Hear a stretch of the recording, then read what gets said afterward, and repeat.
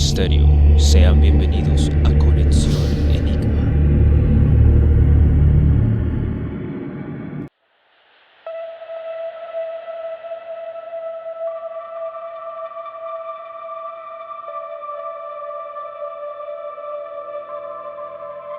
El Cementerio Central de Bogotá es el cementerio más antiguo y reputado en la ciudad de Bogotá, capital de Colombia. Fue construido por Pío Domínguez y Nicolás León, según los planos de Domingo Schiacchi, y puesto en servicio en 1836 por el gobernador Rufino Cuervo, bajo la presidencia de Francisco de Paula Santander. La portada fue obra de Julián Lombana en 1905. Algunos de los mausoleos han sido construidos por reconocidos escultores como Prieto Tenerani, entre otros. El cementerio se encuentra ubicado en el barrio Santa Fe, en la localidad de Los Mártires, frente a la avenida El Dorado con carrera 20. Por su significado histórico, valor arquitectónico y cultural, fue declarado Monumento Nacional por el decreto 2390 del 26 de septiembre de 1984. En el artículo titulado Cerca de 200 años de historia de Colombia en el Cementerio Central, escrito por Viviana Palacios Vaca, nos cuentan lo siguiente: la historia de Colombia puede ser contada desde diferentes ángulos, perspectivas y voces que en el camino conectan la vida con el pasado. La arquitectura nos habla de escenarios culturales, políticos, literarios y creencias poco convencionales que, con sus colores, olores, texturas y sus formas construyen o mejor reconstruyen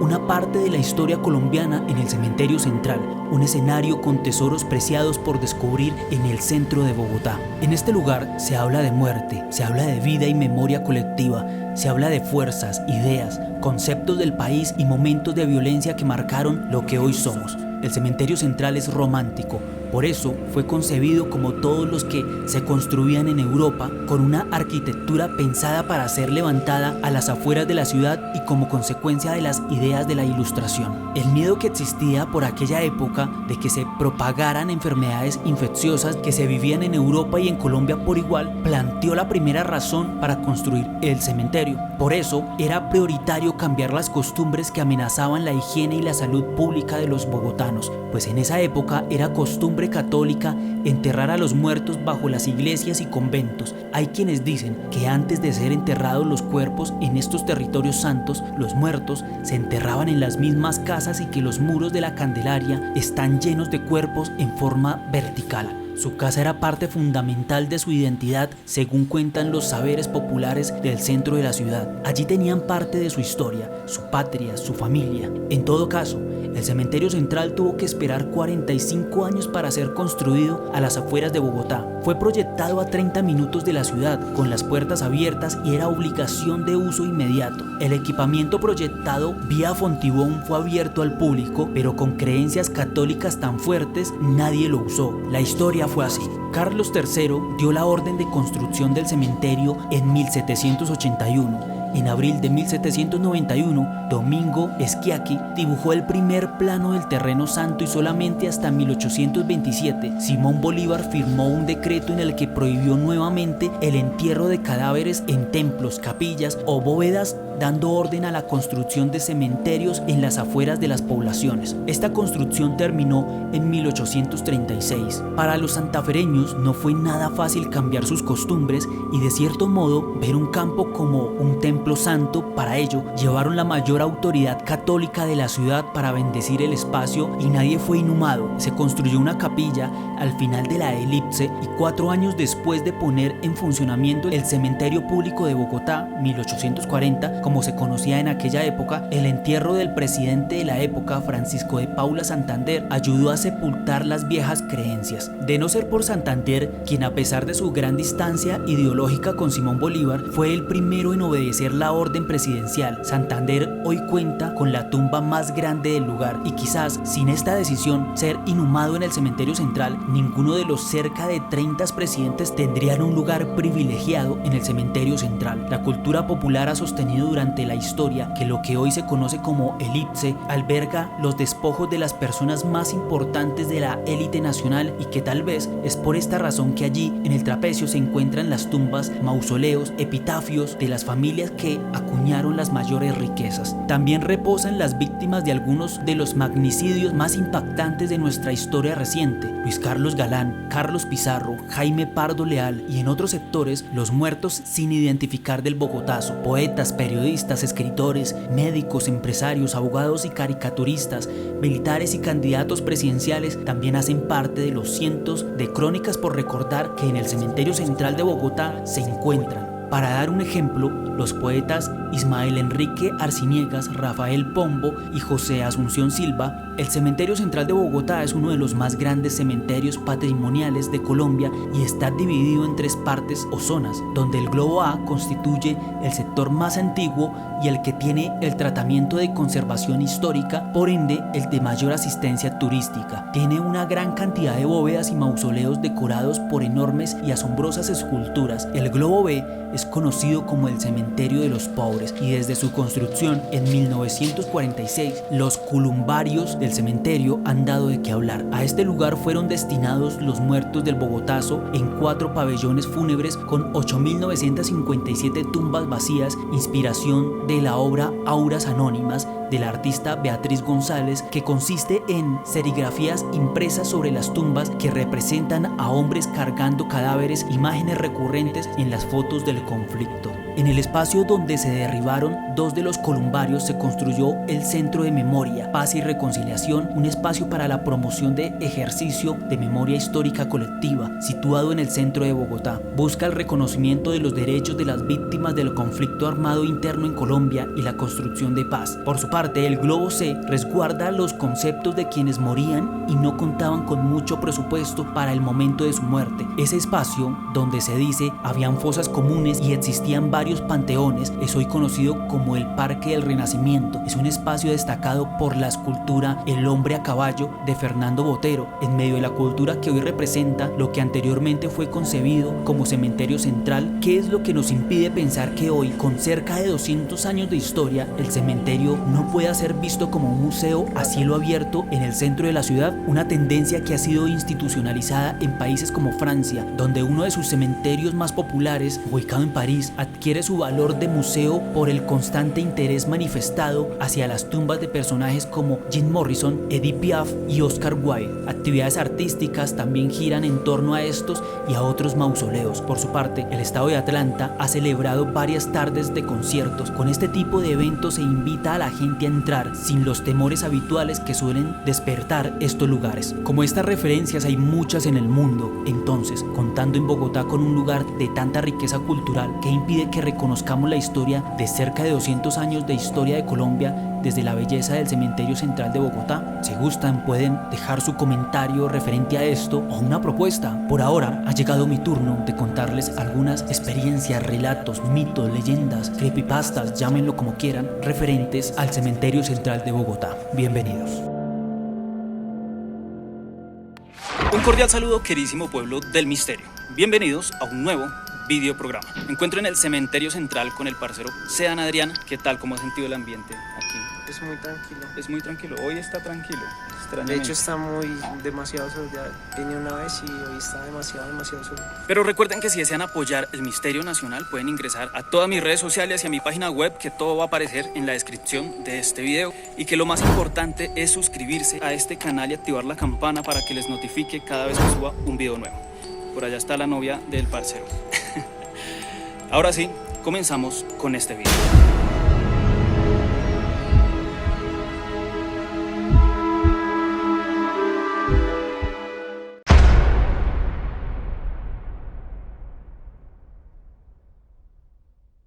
Hola Howard, primero que nada quería felicitarte por tu trabajo. Adoro tus videos y la verdad es que no me pierdo ninguno. Ahora que estás grabando historias sobre el cementerio central, me ha venido el recuerdo de una vez que acompañé a una amiga con la que ya no hablo a ese lugar. Era el año 2019 y yo apenas estaba cursando el primer año de la universidad. Tenía una amiga en mi misma carrera, pero ella, eso del derecho no se le daba muy bien. Creo que la habían obligado a estudiar eso en lugar de lo que a ella le gustaba. Un día, a eso de noviembre, cuando ya estábamos acabando el tercer primer corte, ella me llama después de clases y me dice que si la acompañaba a hacer unas vueltas. Eso a mí no me pareció raro y le dije que sí, y después de recoger a la hermana menor del colegio nos llevó al cementerio central. Yo me acuerdo que eso fue un lunes, el día álgido de la santería en el cementerio, cuando se hacen las novenas y todas esas cosas que la gente hace. Por desesperación, ella me explicó que tenía que ir a rezarle a unos niños, los hermanitos o los angelitos, no me acuerdo bien del nombre, pero sí me acuerdo que me pidió quedarme con su hermana. Yo estaba algo aturdida porque la energía de ese lugar es muy pesada y fea, y las personas que uno ve allí dentro son muy raras, pero le dije que sí, que yo le cuidaba a la niña. Ella se fue a hacer sus cosas y yo me quedé con la hermana pequeña de esta amiga que para esa época estaba también pequeña. Debía tener como unos 9 años. La niña es muy tierna, pero me hacía comentarios raros, que si veía las sombras o si escuchaba a los niños llorar, y eso era desconcertante porque no había niños cerca, solo adultos, y yo sombras no veía. Sin embargo, no le presté atención y le dije que si quería caminar un rato, jugar al veo veo por el cementerio, como para distraerla. Ella me dijo que sí, y enseguida nos pusimos a dar vueltas. Veo una cosa que es amarilla, así me decía ella mientras jugaba emocionada, y yo la seguía. De tanto en tanto yo le pedía que no se separara de mí porque no me quería ir lejos de la estatua de los niños para no perderme. Le decía entonces que no se fuera lejos y ella se regresaba a los pasos que había dado para hacerse a mi lado de nuevo. A mí me daba miedo que alguien se la llevara o le pasara algo porque, como digo, las personas allí dentro no es que sean las más decentes que digamos, no todas, pero sí una gran mayoría, pero yo me aguantaba por la niña. En una de esas yo escuché como que alguien me llamó y creí que había sido su hermana, entonces le dije que si lo había escuchado, a lo que ella me dijo que sí, que también lo escuchó, y creyendo que había acabado, le propuse una carrera hasta la estatua de los niños, que no debía estar lejos porque habíamos dado vueltas en círculos para no perder de vista esta estatua. Ella aceptó y yo le di ventaja creyendo que en el camino nos íbamos a encontrar a mi amiga. Yo no quise perderla de vista, pero ella giró por donde no era, o eso creí yo, que salí corriendo detrás mientras la llamaba porque ya no la veía. Me angustié mucho y la empecé a buscar hasta desorientarme un poco y nada que la encontraba. Yo gritaba su nombre pero ella no respondía y el miedo crecía más y más hasta que una voz infantil me llamó por el nombre. Sé que suena absurdo, Howard, pero te lo juro que escuché fuerte y claro como una voz infantil dijo ¡Laura! Yo, creyendo que era la hermana de mi amiga, corrí hacia donde había escuchado, pero no vi a nadie. ¡Laura! Repitieron de nuevo más al fondo, como entre uno de esos cruces de osarios, y yo caminé ya más precavida hacia allá. Pero cuando llegué a ese cruce no había nadie. Entonces me dije que eso no era nada, que seguro solo me lo estaba imaginando y que más bien tenía que irme a donde mi amiga a decirle que la niña se me había perdido. Pero cuando me iba a regresar, algo me jaló por detrás del abrigo y me volteé y vi como la sombra de una niña con un vestido que corría entre el cruce que te dije, y allí me quedé de piedra porque la sombra desapareció enseguida. Quise gritar o salir corriendo por el miedo, pero este mismo miedo no me dejaba. Cuando ya salí de mi estupor y empecé a regañar a la niña que apareció y le decía que por qué se había ido y se había perdido, ella me respondía que no, que yo era la que había salido corriendo por donde no era, porque ella sí había llegado donde la hermana normal y yo no, que me buscaron como por media hora y estaban asustadas. Yo no le quise contar nada de lo que vi ese día a nadie, pero unos días después, cuando fui a ver a mi amiga antes de la Navidad, la hermanita me dijo que ese día en el cementerio ella también había visto a la niña y que esa era la sombra de la que ella me había hablado, pero que ella no había querido decirme nada por no asustarme, pero que la niña solo quería jugar con nosotras y por eso me hizo perder. No sé si es real o no, pero seguro que jamás olvidaré ese suceso, y te pido que esta historia sea de forma anónima, por favor.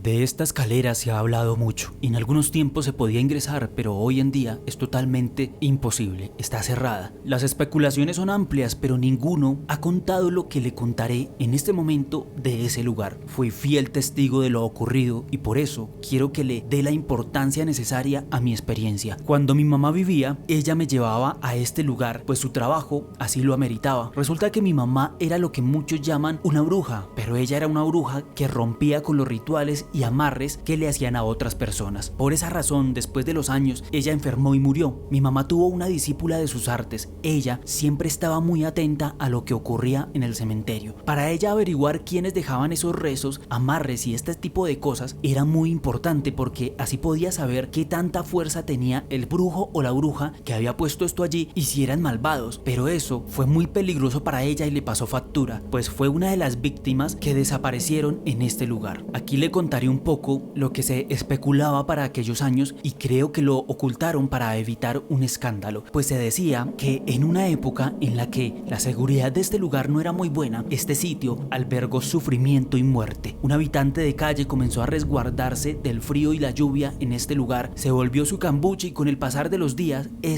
invitaba a otras mujeres en condición de calle para que éstas le pagaran favores de manera carnal. Muchas de estas mujeres perecieron allí, al igual que mujeres que caminaban solas por estos barrios, jóvenes y adultas. Mi mamá me había dicho que a su discípula la habían encontrado muerta allí, con marcas en el cuello y simbología extraña. Ella comenzó a investigar y resulta que desde hacía mucho tiempo el habitante de calle quien había iniciado toda esta pesadilla ya no era quien habitaba este lugar y que no era tampoco el que cometía estas aberraciones, sino que grupos malvados de brujos, organizaciones religiosas, satánicos, entre otros, habían estado utilizando este lugar para realizar sus trabajos de maldad y hasta cometer delitos para que fueran atribuidos al habitante de calle. Este lugar comenzó a tener una energía malvada increíble, muy grande. Espíritus atormentados y aprisionados en este lugar rogaban por su libertad espiritual, y yo supongo que incluso el de la discípula de mi mamá. Con el pasar de los días, mi mamá ya no estaba realizando trabajos y éramos atormentados en la casa por fuerzas malvadas. Los brujos y grupos malvados habían tomado represalias contra nosotros, nos dejaban amarres en la casa,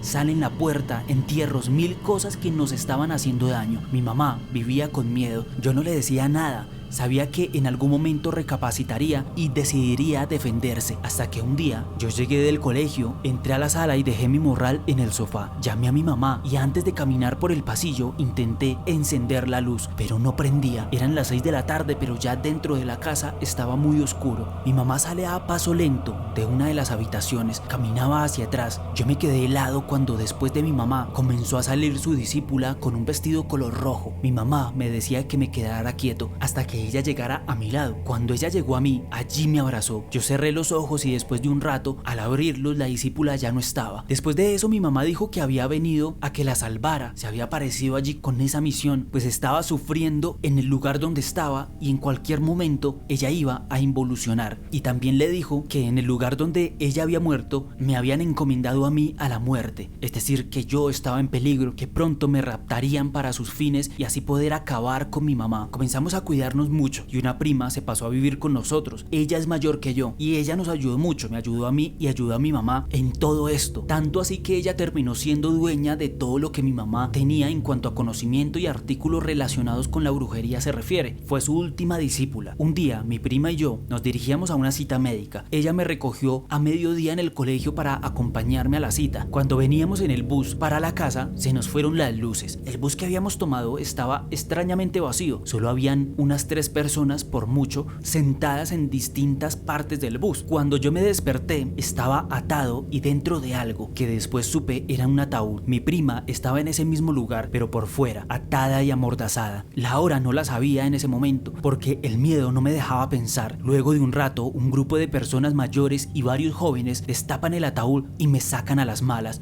Me golpean para dejarme sobre un símbolo que estaba contra el muro, contra una pared. Mi prima seguía ahí en el piso tirada, igualmente como yo, amarrada y amordazada. El lugar no es muy grande, es pequeño, pero estaba lleno de gente. Habían muchas velas encendidas y esa gente hacía un canto horrible, todos al mismo tiempo. Lo inexplicable comenzó aquí, pues de la nada comenzaron a escucharse gritos de auxilio, lamentos, exigiéndole a esta persona que se callaran. El grupo de personas también parecían sorprendidos con lo que estaba sonando, y más cuando una luz apareció en la mitad de todos. Estas voces no provenían de ninguna de las personas que estaban allí presentes, eran del ambiente, no sé cómo explicarle muy bien, y la luz, o lo que yo vi luz, los puso en alerta. Pero mi prima dice que ella no vio una luz, que ella vio a una chica de vestido rojo. También, según mi prima, esta chica les había dicho que estaban malditos y que ella los arrastraría al mundo de las almas atormentadas y serían castigados por ella hasta el final de los tiempos. Ella se había vuelto un ser involucionado. Fue tanto el daño que le hicieron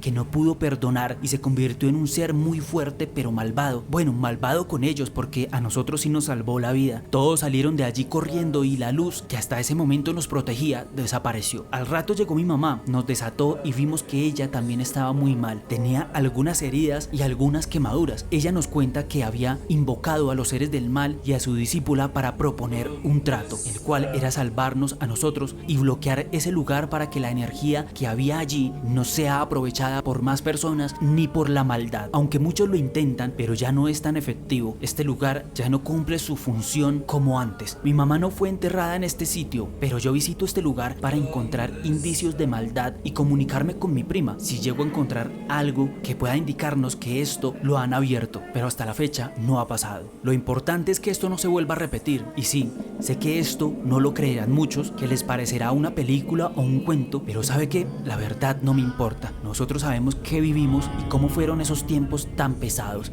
El mundo está lleno de maldad y en todo lado tienes que tener un aliado para enfrentar a los enemigos y alguien con quien hacer tratos para que te salven la vida. Eso fue lo que nos pasó a nosotros. Y mi mamá, espero que en el lugar donde esté batallando para salvarse de aquel trato que hizo en vida. Gracias por darme este espacio para contar esta historia que nunca antes la había contado. Espero volvernos a ver.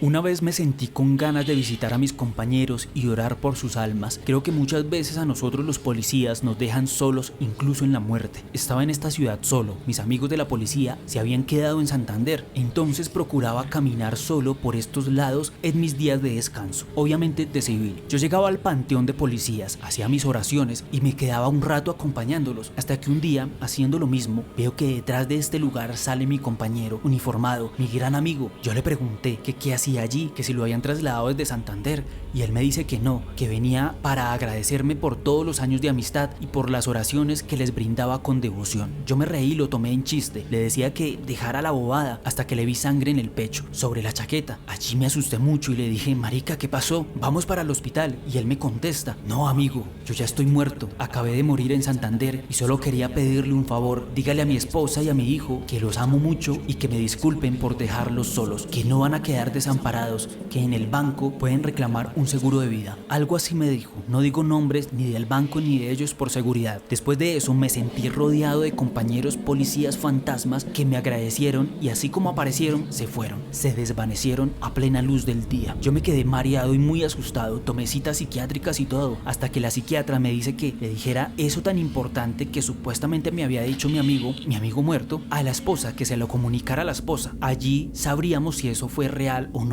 Y es que hasta claves de celulares y claves de otras cosas me había dicho mi compañero, y dicho y hecho, todos los datos eran verdad. La viuda me lo confirmó. Yo quedé muy asustado y hasta mi psiquiatra quedó extrañada por los hechos. Esto es algo que no puedo explicar, pero aún así sigo asistiendo al cementerio para poder pedir por el alma de mis compañeros caídos.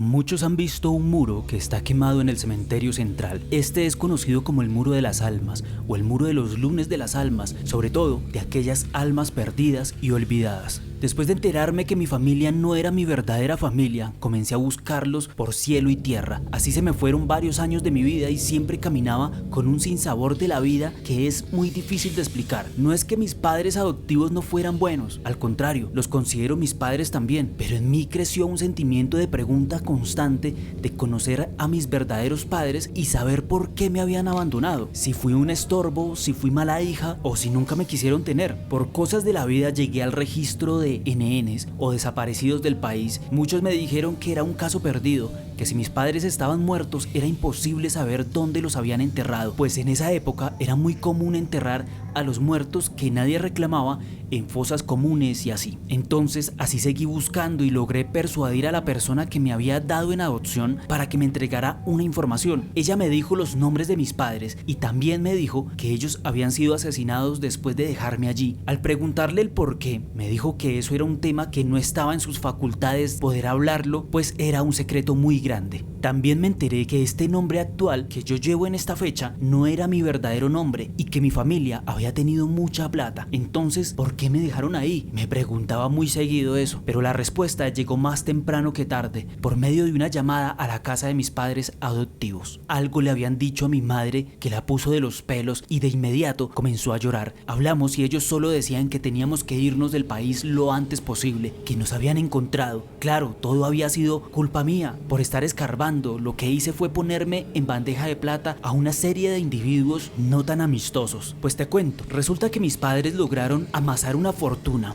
para aquellos años muy grande porque ellos pertenecían a una organización secreta que quedaba por los lados de la 127 Norte y a las afueras de Bogotá. Incluso algunos terrenos en las montañas son de ellos. Esta organización cree en los pactos con entidades del universo, con seres de otras dimensiones y sonará loco, pero hasta con vampiros. Pero eso es tema para otra historia. Tienen tanto poder, sobre todo por el dinero que tienen, que pueden hacer prácticamente lo que quieran, y quien no se doblegue, pues le pasa lo que le pasa a todo colombiano en este país: desaparece como por arte de magia. Muchos miembros de esta organización son parte del gobierno, de grandes empresas, y esto no pasa solo aquí en Colombia, así es en el mundo completo también. Mis nuevos padres organizaron todo en muy pocos días. Teníamos hasta guardaespaldas y muy poco tiempo para salir del país. Recuerdo que en esos días yo iba en el carro con los guardaespaldas transitando muy cerca del cementerio central, por donde venden las lápidas, y había un trancón pequeño pero extraño. El sol me daba en la cara y comencé a escuchar como una misa, pero era una misa muy bonita, se escuchaban muy leves esas oraciones. Entonces le pregunté a una señora que estaba por ahí que eso que sonaba de dónde era, que por qué sonaba tan bonito, y ella dijo: es que hoy es lunes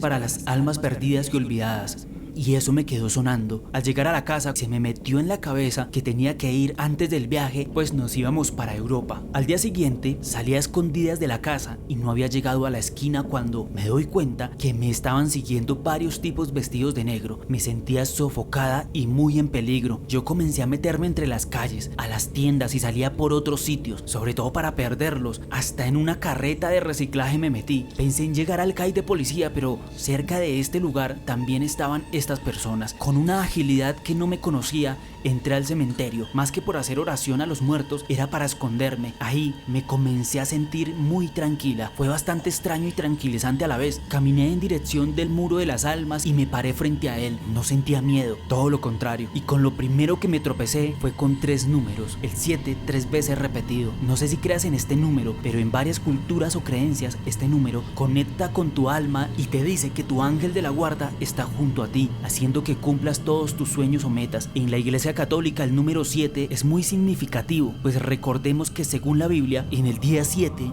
Dios terminó su creación. Él creó la tierra y al 7º día descansó. Existen 7 pecados capitales. Egipto sufrió 7 plagas. Hay 7 colores en el arco iris y en general. El número aparece en varias ocasiones en el libro también del Apocalipsis. Pero bueno, al ver esto me sentí a salvo. Tanto así que aquellas personas malvadas que me estaban buscando y me perseguían pasaban junto a mí y no me veían. No se daban cuenta que yo estaba allí en oración pidiendo por mis padres desaparecidos. En ese lugar yo tuve un contacto con el alma de ellos. No los vi como tal, pero sí sentía como la luz que apareció allí daba forma a 2 siluetas frente de mí. Ellos me dijeron que estaban muy bien, que ya podían descansar en paz, pues yo ya conocía toda la verdad. También me dijeron que continuara con mi vida lejos de allí, porque yo iba a tener el poder suficiente de destruir a esa organización en un futuro. Mis padres se despiden y yo comienzo a escuchar música, cantos muy bonitos, mientras ellos se desvanecen y dejan a la vista de nuevo aquel número 777. Caminé hasta la casa totalmente segura, sin miedo, porque sabía que estaba protegida por Dios y por mis ángeles. Les conté a mis nuevos padres y ellos me creyeron todo, y muy seguros nos fuimos del país. Aquí estoy aprendiendo de una organización más fuerte. Es una organización católica, creyente en Dios, con el fin de poder regresar y combatir la maldad en Colombia, maldad espiritual a esta organización. Pero bueno, gracias Howard por permitirme brindar un homenaje a mis padres y que esta primera parte de su historia no sea olvidada, pues ellos lucharon mucho al interior de esta organización para que no se cometieran tantas injusticias ni lastimaran a nadie más. Por esa misma razón desaparecieron. Y nada, querido Howard, que viva el misterio nacional.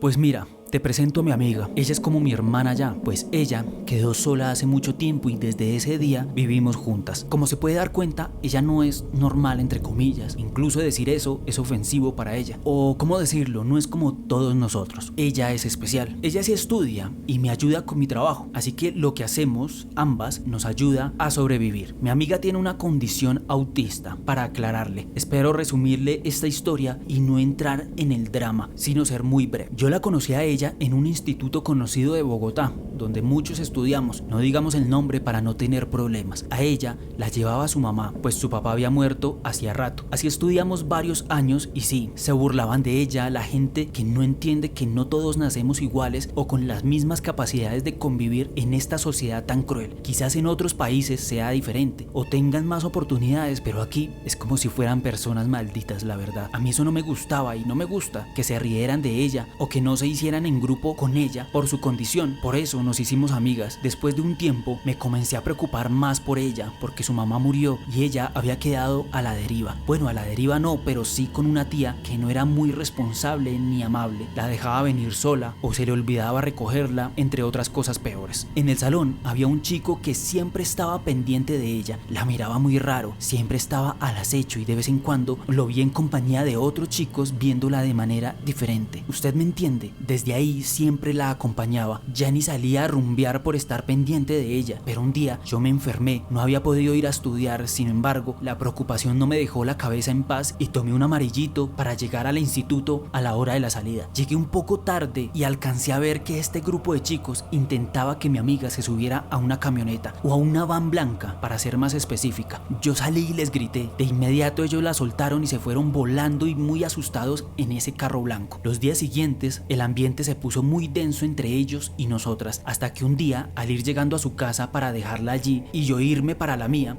vi a estos chicos al frente de esta casa que estaban hablando con la tía de mi amiga. Ellos al verme me sonríen de una forma descarada, se suben a su van y se van. Yo me acerqué a la tía y le exigí que me dijera qué era lo que esos chinos querían y lo que me gané fueron malos tratos de parte de ella. Me decía que yo no debía meterme ya que ella no era nada mío. Los días siguientes la seguí acompañando al instituto, pero a la salida la recogía su tía, una señora muy grosera, y los tipos ni hablar, unos malnacidos asquerosos. Recuerdo que cuando la tía se llevó a mi amiga, ellos pasaron muy cerca de mí y me dijeron: ese corchito quedará como bolsillo de payaso. ¿Si ve lo que uno hace cuando tiene plata? Se rieron y se marcharon. Yo quedé muy ofendida. Al día siguiente ella no llegó a clase y ellos tampoco. Al ver esto yo salí de inmediato para su casa. Golpeé tan fuerte que de la rabia comencé a romper los vidrios porque no me querían abrir. Me llamaron la policía y cuando la policía llegó les conté lo que estaba pasando. La policía le exigía a la tía que contara toda la verdad, que si lo que yo decía era cierto, porque si era así, ellos necesitaban saberlo antes de que fuera tarde. Pero ella no quería decir nada, solo decía que no sabía, pero se le notaba el miedo a ella en su mirada. De un momento a otro, uno de sus hijos, uno de los pequeños, sin que su mamá se diera cuenta, me pasó una nota a escondidas en la cual decía Cementerio Central. Pero en ese momento no pude ir porque me llevaron a la estación detenida. Ya tarde, de tanto insistirle a los policías, me dejaron salir y me fui corriendo para ese cementerio. Ya era bastante tarde y las calles estaban muy solas. Al llegar, me colé como pude y comencé a buscarla por todas partes hasta que escuché un grito. Era ella. Corrí gritando y esos chinos la tenían en contra de su voluntad entre unas tumbas, casi escondidos. Llegué y le di una patada a ese HP que de la fuerza lo quité de encima de ella. Ella estaba atada y junto a su cuerpo habían cosas de brujería, una estaca, una espada, velas, muchas cosas diabólicas. Los otros chinos maricas se me lanzaron y también me amarraron. Ese lugar estaba solo y para esos años era aún más solo. Como quedaba en una parte separada de la entrada principal, era muy difícil que nos vieran y pues era una parte bastante escondida. El chino principal intenta quitar la ropa de mi amiga y también su ropa, riéndose burlonamente con los otros enfermos. Aquí sí demostraban que los enfermos eran ellos. Cuando ocurrió un milagro, ahora que le cuento esto, sé el nombre de las tumbas, pero en ese momento no lo sabía. Como te contaba, de la tumba de Galán vi cómo salía una bola de luz, más bien parecía fuego, pero era fuego blanco. Este se elevó y se quedó allí arriba, suspendido. El chino se comienza a reír y le dice a los demás que se dieran cuenta que aún no había hecho nada y ya comenzaban a pasar cosas inexplicables referentes al pacto que iban a hacer o al ritual. Él, confiado de que eso era a su favor, sigue intentando dañar a mi amiga, pero ahí salen otras llamas similares a la primera de distintas tumbas. Yo logré reconocer la de Leo Cobb, las hermanas Bodmer y otras que en este momento no recuerdo muy bien. Y antes de que estos chinos se dieran cuenta, estas llamas blancas los atacan, entre comillas. Comienzan a gritar que sentían como se estaban quemando o como si los estuvieran golpeando. Mientras eso pasaba, como pude, me quité la mordaza de mi boca y comencé a gritar muy duro. Grité tanto que, creo, llamé la atención de alguna patrulla policial que cruzaba por allí. Los chinos esos salen corriendo. Las llamas de luz desaparecieron, al igual que ellos, por la 26. Después fue que los agarraron y les metieron cargos. Actualmente ellos están en la cárcel. Espero que en la cárcel puedan escuchar este relato y se acuerden de la maldición que adquirieron por profanar el cementerio, por intentar dañar a una mujer en discapacidad y por servirle al mal. Entiendo que sus familias, a partir de esta maldición, sus hijos en especial, han nacido con discapacidades. Cada uno de los hijos que tienen. Esto lo sé porque me tomo la tarea de averiguar todo sobre ellos. Pero ellos no fueron los únicos que fueron a prisión. Su tía también. Afortunadamente no le pasó nada grave a mi amiga o a mi hermana, como les digo, pero ella sí quedó siendo muy devota a Galán, a Leo Cobb y a las hermanas Bodmer. Ella allí, a pesar de lo malo que vivió, dice que se siente muy bien con sus amigos, los que la ayudaron. Es decir, estos espíritus para ella son su protección y para mí también. Son unos santos. Mil gracias por tu tiempo y tu espacio, Howard. Por aquí, bienvenido, y nosotras apoyamos el misterio nacional.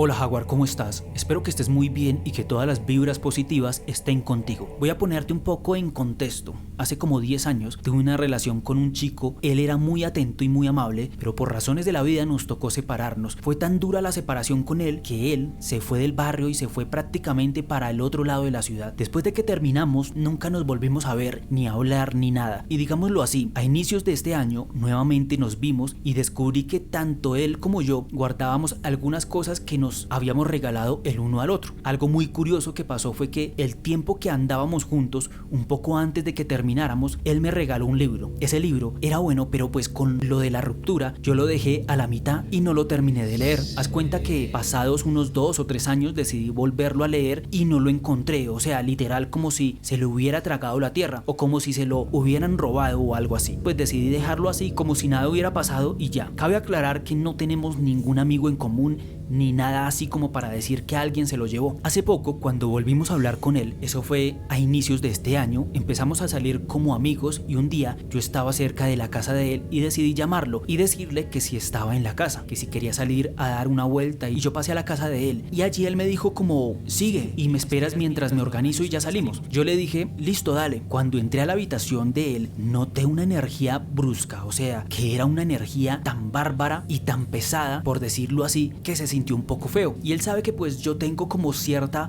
filia con estas cosas y le dije, parce, acá hay algo como raro. Y él me dijo, sí, acá siempre abren las puertas de la habitación, pero pues yo pienso que es como por la vibración de los carros grandes, porque él vive sobre una avenida principal acá en Bogotá. Entonces yo quedé como que, bueno, pues normal. Yo no le dije nada más y se casó omiso a esto, y pues si pasaba frecuentemente pues era algo muy normal. Bueno, imagínate que empecé a ir más seguido a la casa de él y un día me dijo, mira que desde que tú vienes se ha dejado de abrir la puerta y ya no me botan las cosas. A mí me dio risa, pero sí se notaba el ambiente menos pesado. Un día él iba a mostrarme una colección como de algunas fotos que tomaron acá en Bogotá de grafitis de lugares más icónicos de Bogotá. Pues él tiene esa colección y hasta donde entendí son solo como 10 o 15 copias que sacaron y pues son muy valiosas, por decirlo de alguna manera. Cuando él la sacó de la caja donde tiene como sus libros y organizadas sus cosas, pues súper normal, no pasó nada. Pero cuando guardó la colección fue que pasó algo súper extraño. Resulta que en esa caja estaba el libro que te comento que se había perdido de mi casa. O sea que todo fue súper extraño porque él abrió la caja y me miró, pero tú hubieras visto esa mirada de susto. Se puso pálido, se le llorosearon los ojos y pues se puso a temblar y dije como que ¿qué pasó? Y él me respondió, no pues mira, y me mostró el libro. Claro, yo quedé fría y le pregunté de dónde lo había sacado o si alguien se lo había entregado o cómo llegó eso allí, y me dijo que no sabía nada, que ese libro era mío y que porque yo no lo tenía. Él aseguraba y me decía, te lo juro que siempre saco los libros, coloco nuevos libros, los organizo por tamaños y todo, y nunca lo había visto. No me había dado cuenta que el libro estaba acá, por eso se me hace muy raro. Pero bueno, quedamos súper fríos. Entonces yo tengo un conocido que trabaja con los ángeles y le comenté la situación.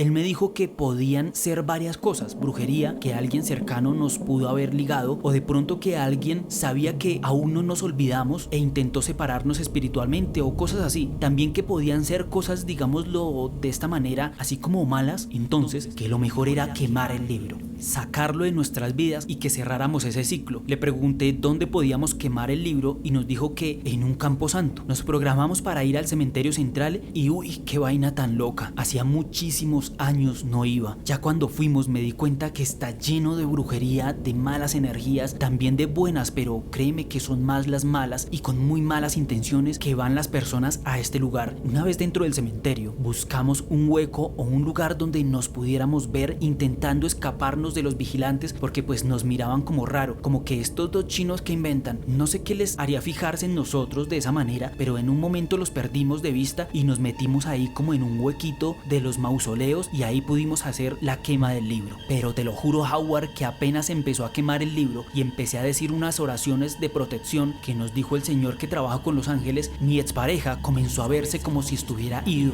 Era muy extraño, ya que físicamente estaba aquí, pero digamos que espiritualmente no. Lo veía como aturdido, como cuando te quedas mirando un punto fijo y tienes una laguna mental por un momento, pero con él no fue solo un momento, fue todo lo que duré diciendo las oraciones. Cuando terminé le pregunté que qué había sentido o por qué estaba como sonso, y él me dijo que cuando empezó a quemarse el libro y vio el fuego, él sentía como que lo jalaban, como que habían manos que intentaban jalarlo, pero no de una forma física ni brusca, sino que era como que le rozaban las manos en él y me escuchaba muy lejos, que después de eso hubo una oración que dice que lo desequilibró totalmente y él sintió como si estuviera flotando o que volaba y luego hacía parte del fuego. Digamos que sintió un baño de fuego desde adentro hacia afuera, que era muy difícil de explicarlo, pero que él nunca había sentido algo igual. Luego de esta experiencia me dice que le da miedo ir al cementerio, que solo verlo o pasar frente de él le da escalofríos, pero que gracias a que quemamos el libro, él ya no siente cosas extrañas en la casa y que ya no le abren las puertas ni le botan las cosas, y que era muy raro porque siempre que tenía la ventana abierta de la habitación entraban mariposas negras de esas grandes, pero ya no. Pero que me agradece haber vivido esa experiencia conmigo, y eso es todo por el momento, Howard. Esa fue mi historia del cementerio central. Te agradezco un montón todo lo que haces por nosotros, y yo sé que no es muy aterradora la historia, pero sí es algo a lo que nunca le hemos encontrado respuesta. Un abrazo y sigue adelante. Por favor, que esto sea anónimo.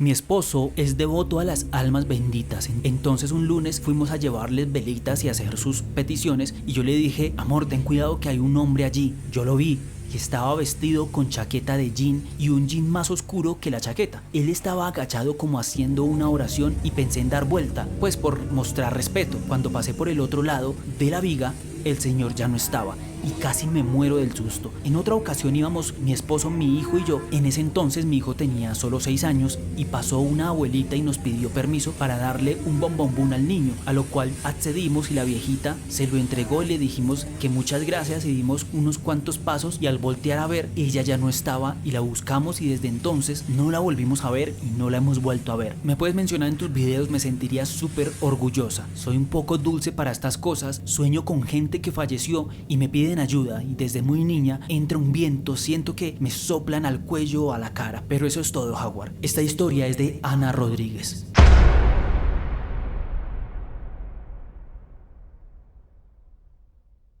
Quiero compartirte una experiencia personal que viví hace ya un año y algunos meses atrás en el cementerio central de Bogotá. Lo prevengo, el cuento es un poco largo. Estaba con mis compañeros de tesis haciendo la preproducción y el trabajo de campo de nuestra tesis de grado, que al final no pudimos rodar porque llegó la pandemia y nos jodió todo. Se nos cayeron todos los permisos y rodaje y todo se cerró. Ese día estaba con otros 3 compañeros. El proyecto que pretendíamos rodar está relacionado con el culto que existe al interior de la elipse central del cementerio, porque ahí existe una especie de creencia popular muy fuerte relacionada con varios difuntos notables como Julio Garavito, el del antiguo billete de 20.000, o con Carlos Pizarro, Francisco de Paula Santander, Leo Cobb, etc. Entonces estábamos levantando unos planos alzados para establecer la puesta en cámara de la escena que íbamos a rodar ahí, y recuerdo que estábamos junto a la tumba de Julio Garavito la que siempre está pintada de azul y adornada con margaritas azules, y como marica nos dio por ponernos a hablar de cosas de miedo en pleno cementerio,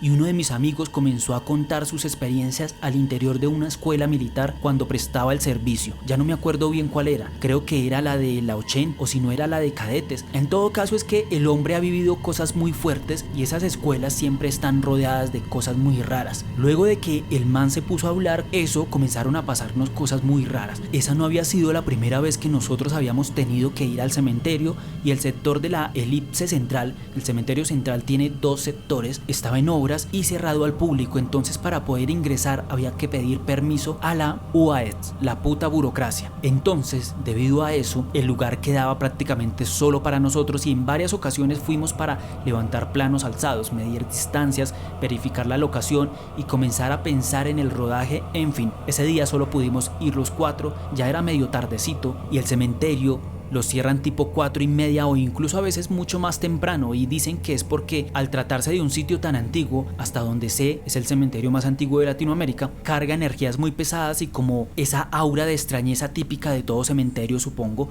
nosotros teníamos que quedarnos hasta que cerraran porque el rodaje se iba a hacer con la luz natural, y para el departamento de fotografía era importante tener la dinámica de la luz en esa locación, además de que debido a las características de nuestro proyecto se necesitaban rodar entre 2:30 a las 4 p.m. para que la escena quedara como la necesitábamos. Entonces ese día, luego de que mi socio le dio por hablar de sus experiencias raras, comenzamos a escuchar gritos a lo lejos y silbidos. Recuerdo mucho aquellos silbidos. También recuerdo que en un momento, cuando estaba ocupado tomando fotos, alguien me llamó por mi nombre desde unos mausoleos que hay cerca a donde estábamos, pero lo más raro fue que 2 de mis parceros estaban apoyados contra la tumba de Garavito y viendo hacia un lugar en donde ni yo ni otro compañero podíamos ver, y los dos coincidimos en que habíamos visto pasar una sombra entre unos mausoleos que estaban frente a ellos y que terminaban en un camino por donde se llegaba a la entrada del cementerio. Los 2 manes se fueron a mirar quién era el que había pasado a lo lejos, y todos quedamos extrañados cuando nos dimos cuenta de que no había nadie. Luego de eso, y viendo que ya nos iba a tocar irnos, decidimos salir del cementerio, y desde ese día no pudimos volver a seguir con la producción ni tampoco pudimos rodar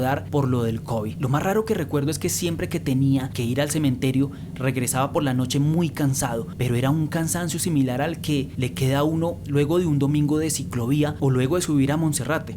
Además de que se me dificultaba dormir. Como se me hacía raro, les pregunté a mis socios si les estaba pasando lo mismo, y todos coincidieron con lo del cansancio y también les parecía muy raro esta situación. Recuerdo también que hablé con el interventor de las obras que estaban haciendo en la elipse. El tipo está a cargo de que las obras se ejecuten y se entreguen todo a tiempo, cosa que no pasó, y creo que eso sigue cerrado. Y el cucho siempre me preguntaba que por qué queríamos hacer eso ahí, que eso era difícil y que ahí pasan cosas raras, que ahí llega gente muy loca y un poco de cosas más. En fin, hay mucho que decir, pero hasta ahora me alargué muchísimo. Un saludo, Jaguar, y cualquier cosa, ahí estamos.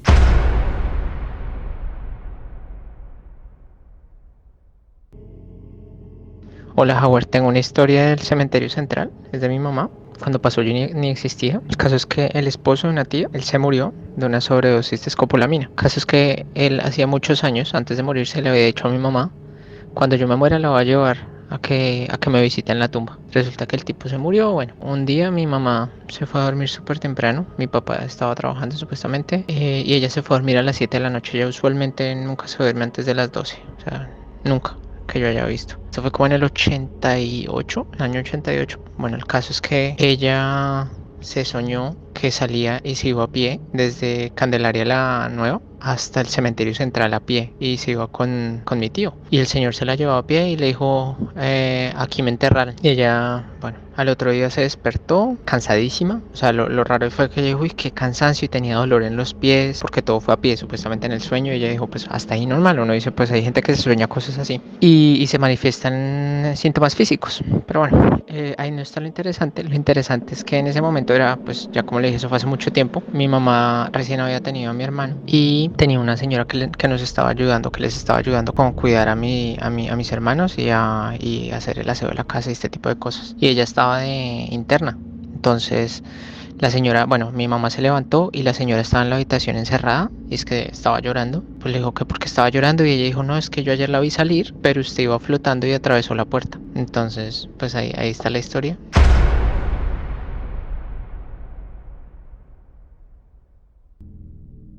Bueno, esta historia que te voy a contar es sobre mi experiencia con el cementerio central. Yo cuando era adolescente era un poquito loquis, me gustaba como las cosas así oscuras, no sé, pues nunca hice nada como oficial, todo era como lo que uno pudiera averiguar por internet y tal vez leer en un libro, pero pues nunca hice nada como oficialmente. Entonces a mí me encantaba ir al cementerio central a ver las tumbas, como a llenarme de esa energía. Y pues un día fui con mi mamá y yo le dije, ay, tan linda esta tumba. Es en el cementerio central, es una tumba que es rosada y es una tumba que es de una pareja y es muy vieja, es muy antigua. Yo, ay, tan linda, tómame una foto y bueno, me la tomó y listo. Pasaron como los días y me empezaron como a asustar. Entonces yo veía que gente pasaba, yo veía que alguien caminaba, yo veía, pero en la casa. Y yo pues nunca la verdad me habían asustado. Y fue horrible porque se sentía una energía pesada. Yo creo que fue porque fui a molestar a las almas del cementerio. Entonces pues mi recomendación es que no lo hagan y menos con un ánimo tal vez de, no sé, de irrespeto o algo. Yo tal vez fui como una intrusa y pues me metí en sus dominios y pues lo que recomiendo, perdón, es que no lo hagan porque se pueden llevar un gran susto o algo peor. Ahorita pues digamos que me estoy limpiando mis energías, sin embargo me siguen pasando cosas raras, pero no sé si fue por esas cosas que hice en la adolescencia o si pues en cada sitio que yo voy pues pasa algo, no sé.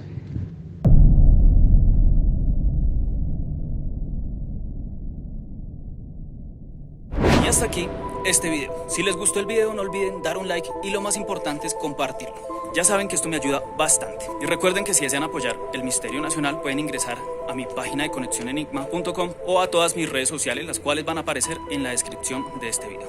No siendo más, recuerden que un pueblo educado es muy difícil de manipular. Hasta la próxima. Hasta luego.